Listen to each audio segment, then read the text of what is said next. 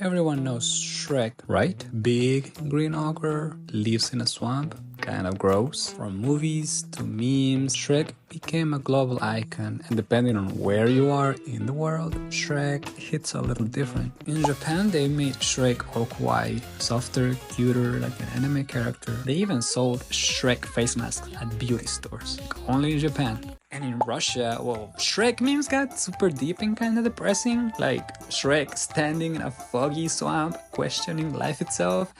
It's funny, but it also kind of hurts, and maybe it's a little bit relatable.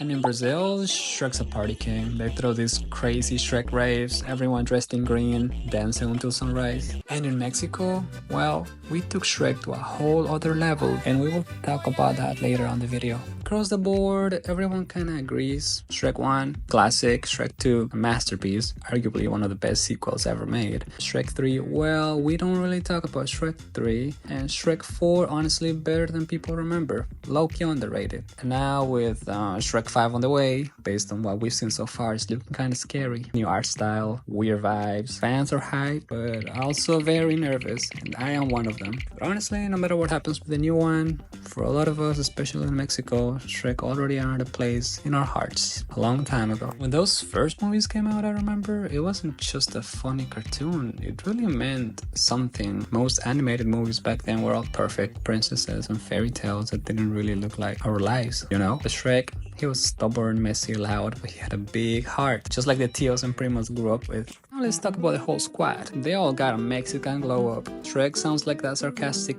tio who never misses a chance to roast you, and I do have one of those, maybe a couple. Donkey, faster, louder, and way more chaotic. Pure Eugenio Derbez energy. Fiona, well, she's not your typical princess. She feels ready to throw hands if needed, in both versions, if I'm being honest. Laura Farquaad, he probably is even more ridiculous and petty than the English version. Just picture this, you're a 5-year-old watching Shrek for the first time with your Mexican family. Abuelita is laughing at Burro.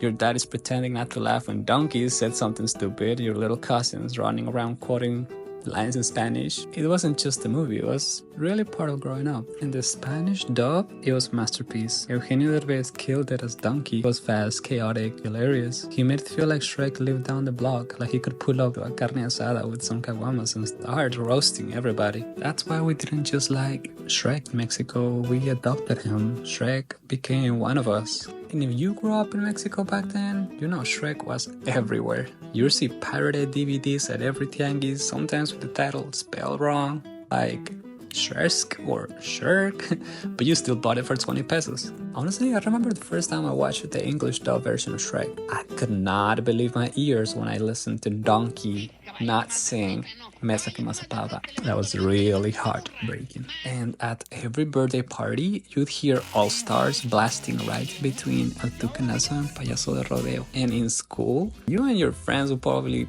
be quoting Donkey all day. At least I used to.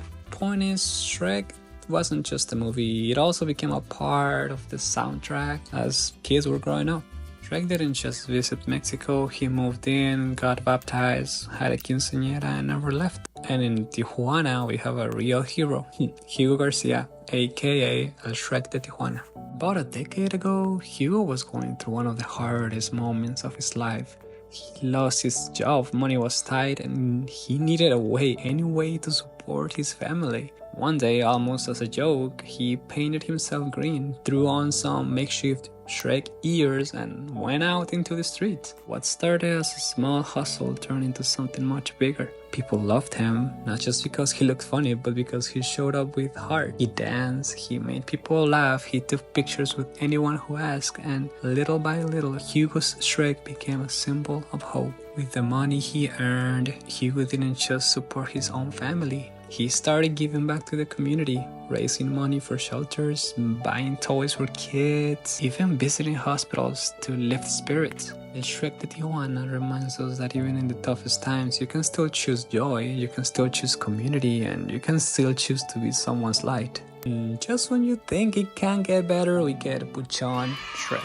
Northern Mexico, places like Sinaloa, Sonora, and Nuevo León, the Buchon style is all about flexing loud. You know, lifted trucks, big belt buckles, designer brands, burritos blasting. Now imagine Shrek pulling up in a lifted Ram 2500, painted neon green.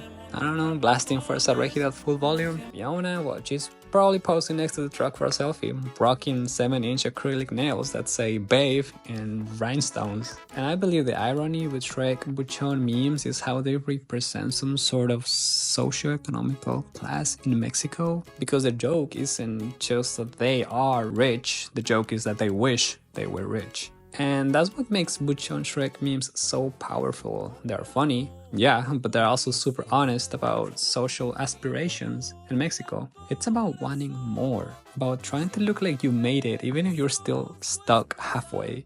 It's about flexing your dreams even when your reality says otherwise.